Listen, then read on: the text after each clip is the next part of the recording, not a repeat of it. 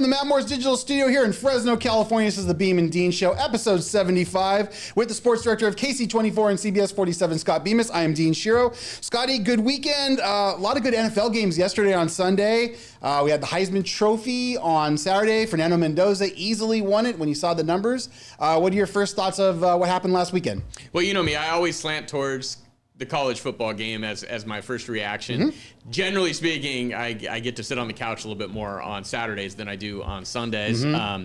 The Heisman, again, Fernando Mendoza, I thought his speech was so genuine Agreed. And cool and everything about it. And then we see the ugly side of it later with Diego Pavia for some reason coming out. I don't know why Diego feels the need to do this, right? I think he's only hurting himself when he does that. Maybe his chances of playing professional football at some point, could right? But yeah, that's always cool. I always enjoy watching the Heisman ceremony because, you can say what you want about ESPN. I know there's a lot of people out there who have different opinions of it. I mean, I grew up on ESPN. You grew up on ESPN. Yeah, they actually had it on ABC this year. On ABC. A little earlier. I associate ABC with ESPN. No, what I'm saying, though, is normally it's on ESPN. This year it was on ABC leading into the Boise game. Yeah. Right. But they always do a terrific job with that show. Fowler's great. And you learn a lot about the candidates that are in play. And it's amazing how big that award is. Like how much bigger that award is than every other award that's given out, in all of sports. And it's just funny that it's become that, right? Yeah, for sure. Absolutely. All right, with that being said, let's come in hot.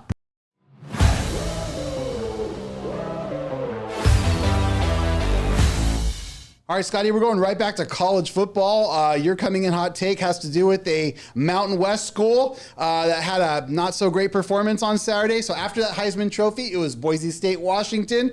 They had the whole nation's audience in front of them. There was no other games going on in terms of college football. I mean, there was lower divisions, but this was the main game. Yeah, don't knock Montana and South Dakota State there. It might have actually been a better game, Scott, but let's get your take from your Mountain West perspective on Boise.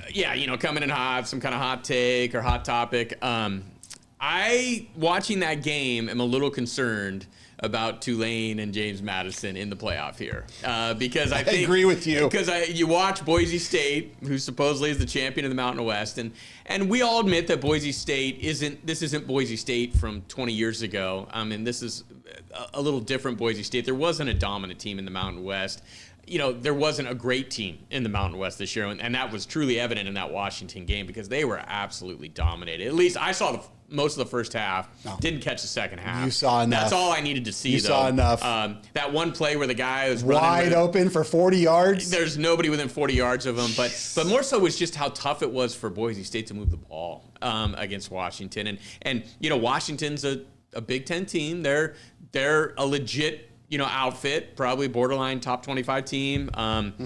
And they hung with Ohio State, for 2.5 quarters, basically, in Seattle earlier this year. And I walked away from that game and I said, man, I could really see things getting really ugly for James Madison, in Eugene, and for Tulane at Ole Miss. Although let's remember, those are true road games you're talking about, too. Well, I think Tulane might have the best chance of anybody, of maybe keeping that game somewhat competitive, just because you got all the stuff going on with Ole Miss and all the changes and everything else. And, I think Tulane, coming from the American, I think everybody would agree their strength of schedule that they've played this year, they've been tested a little bit more than James Madison. Absolutely. And it's a rematch game, too, by the way, Scotty. By the way, I hope I'm wrong. But I am very nervous that James Madison's going to get just boat raced there by 40. I think you're dead right. I truly do. But getting back to Boise, though, honestly, I was concerned about how Washington was going to perform. I didn't know if they'd be excited to be in that game.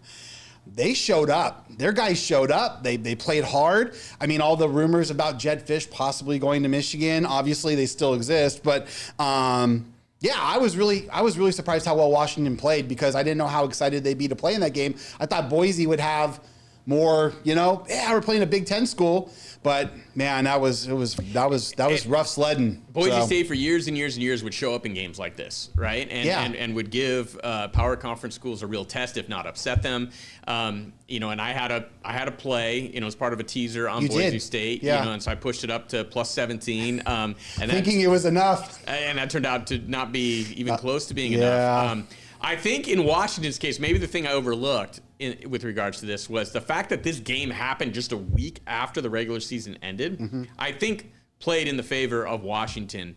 It felt less like a bowl game and just an extension of the regular season for them, more than likely. Like a game 13, right? Yeah. Didn't give guys time to opt out even. It was just kind of like, if we're going to finish the regular season, then maybe now they'll opt out, because the game already happened. And I think in hindsight, that was where my handicap was a little bit, erroneous, if you want to say. The only one, though, you'll see, folks, he went 2 out of 3, so and lost money. I can't believe I keep managing to do that, dude. Just because you put the bigger wager on number 1. We'll show that later, but yeah, I agree with you. I mean, there's no reason really for players to opt out when the bowl game's that early because the window doesn't open until the 2nd of January anyway. So, but yeah, it was a good performance for Washington. I agree with you on these the Power 4 G6, kind of thing. I'm concerned for James Madison. Well, I hope we're wrong too. But yeah, it feels like that gap is that was evident watching that game, that there is a real gap there between G6 and Power 4. Yeah, and it's like, okay, and then when you have really good, P6, or P4, really good P4s coming. Yeah, exactly.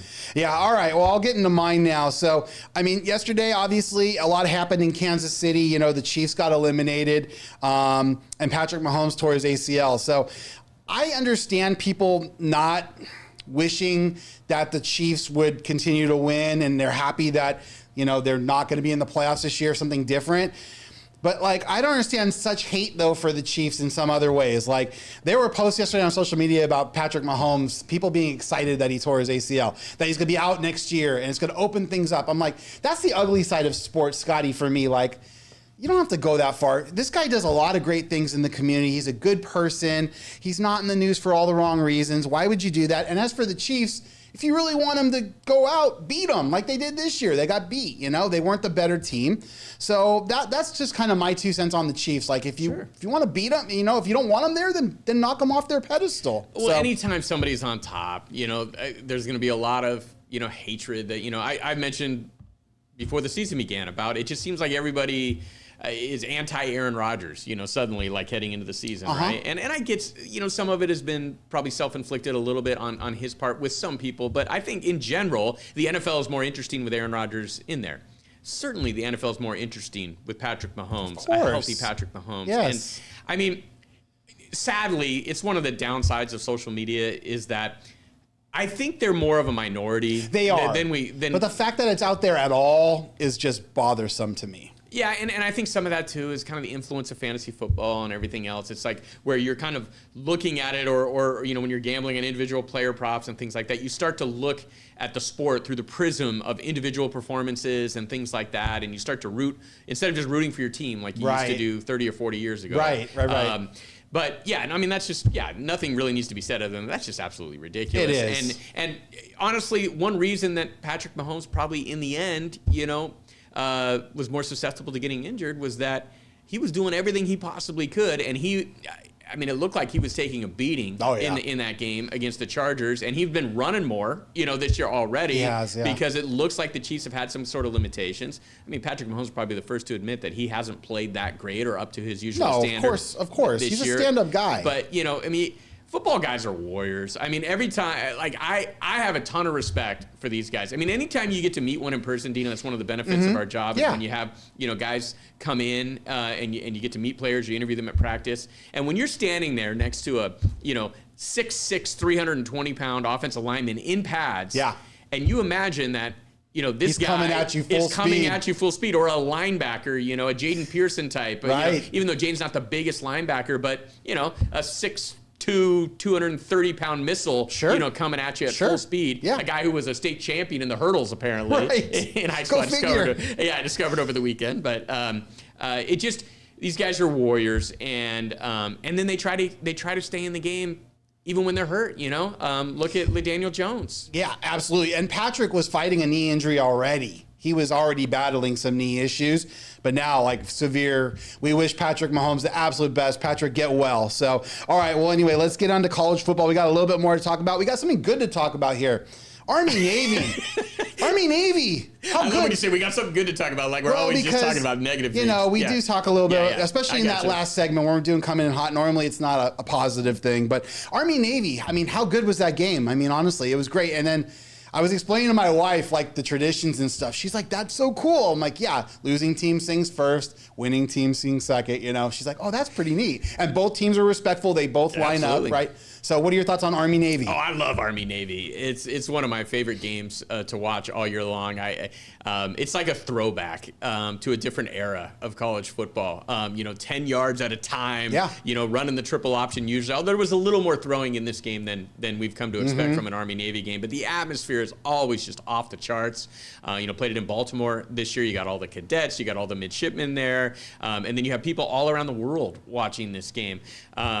And it always seems to deliver. It always seems to deliver a tight game into the fourth quarter. I think partly because it's usually pretty low scoring, so it stays somewhat competitive. And the underdog, I was telling you on the last show that for whatever reason, the underdog always seems to bark in this game. You called it. I missed it. They might not get out of there with the win, but somehow, some way, they rise to the occasion in this game. And I think it's because the programs are so similar in their styles and everything else that when they're playing other teams, it's other teams aren't used to that triple option attack or whatever. But when they're playing each other, it kind of they all come to the mean, and it's just like they're very similar athletes on both sides. Sometimes there's a quarterback who maybe is a little bit little different level athlete. And that's what I thought the difference was going to be, but it didn't. I thought Horvath would be the difference. That's why I went with the spread. But I get it. And Navy ended up winning the game, so you weren't completely but I base. mean, the Army quarterback impressed me, though, especially with his legs. I think he had over 100 yards rushing, if I'm not mistaken. So and the end of that game with the way the ball bounced, in Navy's favor, it was they were very fortunate that they didn't turn it over twice in critical moments in that game. But what I think was interesting, I'd never seen before in an Army-Navy game, because like you said, it's usually so incredibly respectful. One team, the losing team, sings their alma mater first, and then the winning team gets to sing it. There was a little pushing and shoving after the final whistle. There was. Which I was shocked to see, because there was a that. little scuffle at midfield there briefly. But it's also a reminder of just that there are great young men and women in this country. Absolutely. Right? And it's always fun to be reminded of that. What's pure in college football too. Love of country, love of sport, love of team over the name on the back's not important as the name on the front. And their jerseys are always so cool too. Every year they're pulling out really cool stuff with the jerseys. I just love them. I love the helmets. I spent like a quarter trying to figure out what was on the helmets. Yeah. Because it's always some kind of seal or something. Did you have any idea what it was? No, I mean, obviously, I always see the anchor there, obviously, for the Navy. Usually, if you watch College Game Day, they explain the uniforms. I didn't get to see it this week, but I just, you've talked to me about, do you like Oregon, what Oregon does? I'm like, no, but I love what Army and Navy do because it's more symbolic of the greater good. I'll just leave it there. That's just my opinion. Yeah, no, it's one of the traditions that's great about college football. College football has a lot of traditions that are great. And Army, Navy, and just the pageantry associated with that game. I mean, I think that's going to live on for years to come. Okay, let's just get back to this Diego Pavia thing really quick. So I'm going to let Scott kind of take the lead on this. Fernando Mendoza won the Heisman, like we said, but Diego Pavia did finish in second. But it's what he did after the ceremony that is getting people kind of riled up. So I'll let you take this one. Yeah, I mean, I think he posted to his social media kind of an expletive and like F the voters or something like that, and just did not handle it very well at all. And I mean, it's not that unusual for Diego Pavia. He's brash. He's bold. He ruffles some feathers a little bit, and he's done that all year long, and that's part of what probably makes him a great football player is he plays with that edge, that confidence that you don't usually see, considering he's undersized and he was under-recruited and all that stuff. Think about it. It's funny. Fresno State played against Diego Pavia in a bowl game when he was at New Mexico State. They did. I think that was 2021, I think so. It was. I mean, a long time ago, right? The year before they won the Mountain West title. That's right. In Albuquerque there. But here's what I thought. The immediate thought for me was not necessarily, he came out later and apologized, so give him credit for doing that. But I think this hurts his possible That was NFL my next future. question for you. What do you think with NFL GMs? Because we all saw what happened with Shedeur Sanders, and if you get the wrong reputation out there, it could drop you from a first round to a fifth round. we saw it happen last year. What are your thoughts on Pavia? Yeah, no doubt about that. I mean, he's already not your typical NFL quarterback, right? So he's going to have to win you over with other things. Yeah. They're going to have to put on the film and see the heart that you play with, right? Yeah, and the fact the measurables aren't there. Yeah, you're a gamer, you're tough, all that stuff, all that stuff they like to say about undersized guys, sure. Right? And he is all those things. Like I'm a fan of watching him play football, but in the NFL, unless you are a can't miss, first round draft pick type, who's 6'5" and can throw it 70 yards, you need to do everything else in your power to put your best foot forward and show that, I can be like the franchise quarterback. I can handle myself, the attention that comes along with it. I can handle myself at the microphone, all that stuff. And I think, unfortunately, these things start to add up. And GMs are going to be a little bit hesitant, I think, about taking someone like Pavia, who would probably be, my guess is, a third-day pick. That's my guess too. A fifth to seventh rounds round pick. 5 to 7. Yeah, and if he does get drafted, even. But if you're a GM and gosh, man, it's like Shadur, like you said, we're bringing on some attention that we have to have a plan for this sort of. If something goes awry, right, that could put a seed of doubt in their mind about taking him. Right. Well, let's hope he gets a fair shake. He did apologize, but yeah, that was very unbecoming of him for sure. So, all right, to the NFL we go. Let's go to another guy. Let's go to 44-year-old Phillip Rivers. Walks into Indy with 3 days practice and comes 48 seconds away from beating the Seahawks, in Seattle, from beating the Seahawks. Thoughts? I'm just going to give it to you. Well, I don't know if you heard, Dean, but I am signing this week with the Cleveland Browns, and I will be starting this Sunday. Yeah, and all of us will be watching. We'll have a rooting party like his high school. So he's apparently a high school football coach there, and they had a team party watching him throw that first touchdown pass to Caleb Downs. I'll tell you, this was the most interesting 18-16 football game with 9 field goals I've ever watched. I know, right? Yeah. I'm trying to kind of like figure out what does this say about Phillip Rivers and playing the quarterback position in the NFL.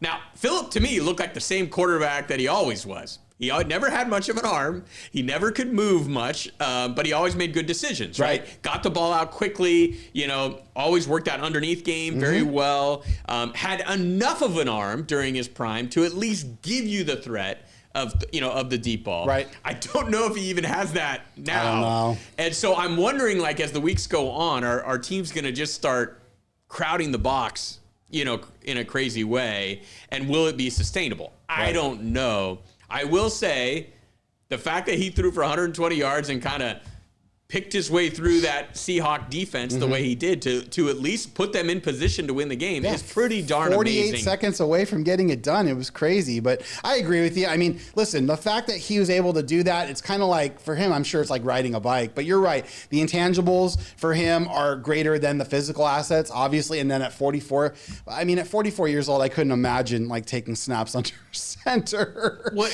come on. Scott's 44. It also shows you, Tom Brady did it, right? Until he was 45 or something like that. And did it at a high level. Right. And Tom Brady never took hits. And that was the thing. It's like he and Peyton Manning, that was the thing, is that they were great at avoiding hits, big hits, and they were great at throwing the ball away, using the rules to your advantage as far as throwing it at the feet of a running back or this and that, if a play was getting blown up. And I thought of Peyton Manning at the end, actually, with regards to Phillip Rivers, that Super Bowl he won with the Broncos. Yeah. Because it wasn't necessarily because of Peyton Manning, but he didn't lose the game. The Super Bowl because of Peyton Manning. Because Peyton Manning, he was kind of like Phillip Rivers. He really didn't have much of an arm at that point. He could not move much at all. The Broncos had a great defense that season, right? And it just shows you there are other ways to win football games, that if you can kind of win pre-snap, game manage your way, to some first downs and some field goals. Field goal kicking so good in the NFL too, that if you can pick up 3 or 4 first downs, you kind of play from in front and kind of use the clock and everything else. There are other ways to win games. Absolutely. And so that's what it kind of showed me, that, if you are, like a pre-snap type of quarterback and a guy who's been doing it for 20 years or however long, Phillip Rivers has been doing it, you can step in and you will be able to move the ball at least on some level, right? Absolutely. But you brought up all the keys. Fresno's own Trent Dilfer won a Super Bowl with a great defense and just not making the big mistake, right? So it's possible. It could happen. They've got a really tough game this week. They host the Niners on Monday night, next Monday. Yeah, crazy. So we'll see how Mr. Rivers does there. So I thought one funny thing that Prize Picks did is they used President Biden's picture for Phillip Rivers' game page. Just a funny thing that they did. It's pretty good. Yeah. All right, so let's get to some of these other games really quick in the NFL. The Rams come back in the second half and beat the Lions. The Bears easily handled the Browns. The disastrous collapse by the Patriots, up 21-0. Josh Allen again comes through. It was a great weekend of pro football, but a couple of questions for you, Scotty, really quick. Should the Rams still be considered the favorite? Are the Bears for real? The Drake May and the Patriots, that disastrous collapse, is that going to have residual effects? What are your thoughts? Well, that was an opportunity to kind of put the stake in the Bills, right? You know, and they may look back on that, and that loss may come back to haunt them in the end if they end up losing the division and don't get the number 1 seed, because that's a huge shift there, right? From being the number 1 seed, having home field advantage throughout the playoffs, if you end up not winning the division, right, at the best you can be is 5. Is the 5 seed? It's the best. Yeah. Because you got the 4 division winners that all get in front of you. Yeah. And so, suddenly, barring an upset, you're on the road for the entirety of the playoffs. The Rams, you know me on Sundays, it's sometimes tough for me to watch games busy. Intently. Sure. I kind of get the big picture view on things. When I'm watching the score between the Rams and the Lions and I see the Lions jump out, I'm like, okay, here we go. The Lions had a 10-point lead, I think, in that game. They did. But the quickness with which that lead was erased by the time next time I looked up kind of led me to believe that, wow, I like what the Rams have right now. Yeah. Obviously, it's becoming a game of attrition a little bit too. We talked about the Mahomes injury, the Micah Parsons injury, all that stuff. Fresno's own Devontae Adams has a hamstring injury.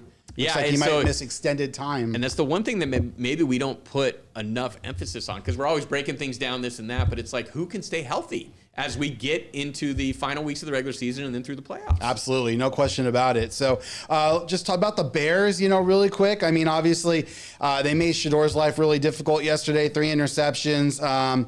Are the Bears for real? Caleb Williams playing really, our SC guy playing really, really well right now. So your thoughts on the Bears? Yeah, and more so than even Caleb Williams, the reason that I'm starting to come around, to the Bears a little bit is they kind of feel like a team that could have success in December and January because of how they're built.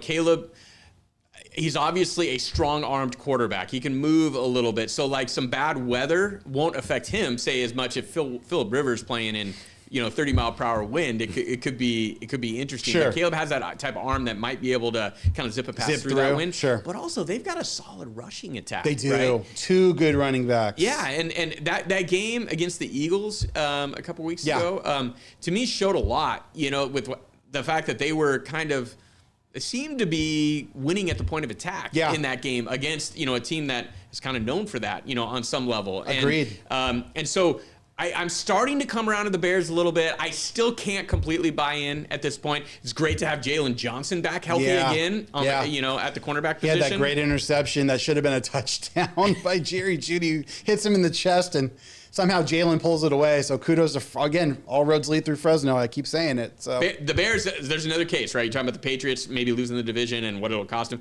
The Bears have to win that division, right? Though. Well, the Bears went from 1st to 5th 1 week ago when they lost to the Packers. Right, and then the Packers lose, right? So the Bears are now right. It's just crazy. But that's a necessity if they want to have a chance, in my opinion, to make it actually to the Super Bowl. Before we get to money plays, really quick, one quick thought on tonight's game. Important game in the AFC. The Steelers, who are currently in first place, host the Dolphins. So what are your thoughts, really quick, on that game? I don't know what to make of this. Usually I would be kind of anti-Miami playing in a cold weather environment. I think the temperature, at least the way it's supposed to feel, is going to be in single digits tonight. And that's usually not a little different from 70 degrees South Florida. Usually not a good recipe for Tua and company. But they've been playing some good football here. And you talk about running the football. I was reading that they've been really running the football well. And so I'm expecting a competitive game tonight. I think this is a game that will come down to the final minutes, and it'll probably be turned by a field goal make or miss here or there. Yeah, I might have a play on that game in just seconds. With that being said, let's get to money plays.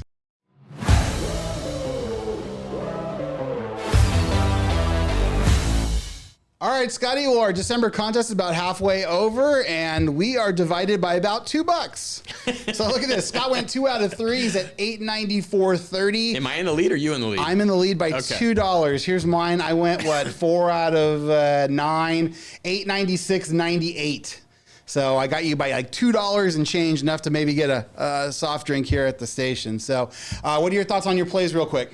Again, we start with $1,000 each month in fictitious money, and we're allowed to wager on it however we see fit. Well, I went 2-1 again, Dean, but yet somehow I lost money in the end because I went just more big. Chips, more chips on number one on that teaser with Boise State. I got there with Army, and so I was feeling good about it. Headed into the nightcap, and it was 3-3, like early second quarter. So I'm like, okay, and then it just turned. It turned, and I was on the wrong side of that one with Boise State. I'll admit it, but I guess I can take solace in going 2-1. Absolutely, right? Over 500. Yeah, and you did hit another teaser, but you hit it in the NFL. Yeah, I'm getting teaser happy. They're kind of fun.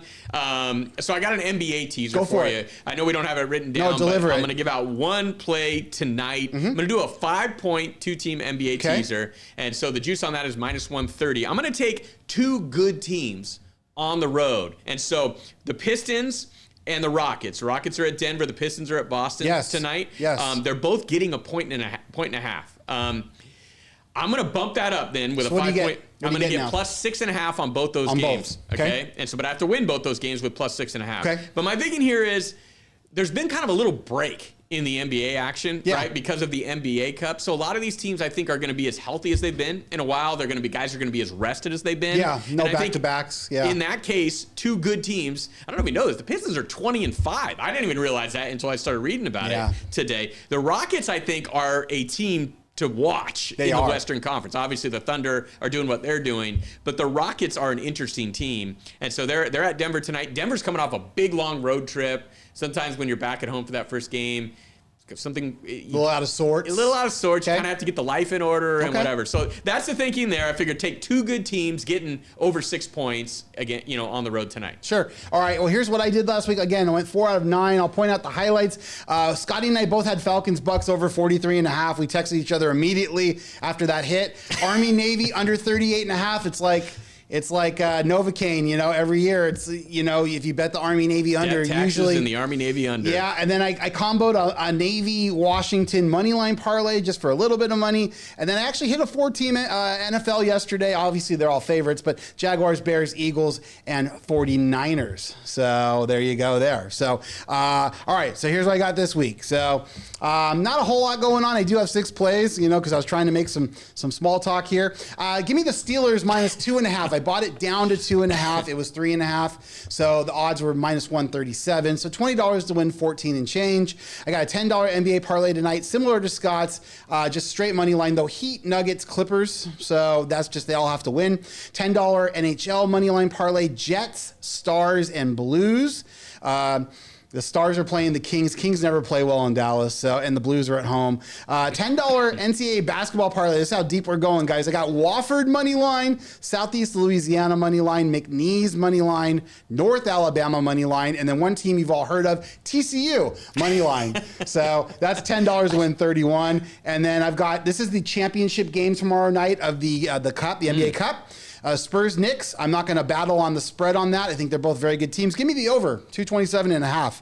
I think they're going to go over that number. 2 really talented teams, especially the Spurs. Now that they're healthy, they're really coming on, Scotty. Watch out for them. And Wemby's back, so look out. And then one play for tomorrow night in college basketball. Tennessee hosting Louisville. Just took Tennessee money line at almost even money. So $20 to win 1904. So that's all we got today. There's not a whole lot. So Scotty, any last thoughts before we go?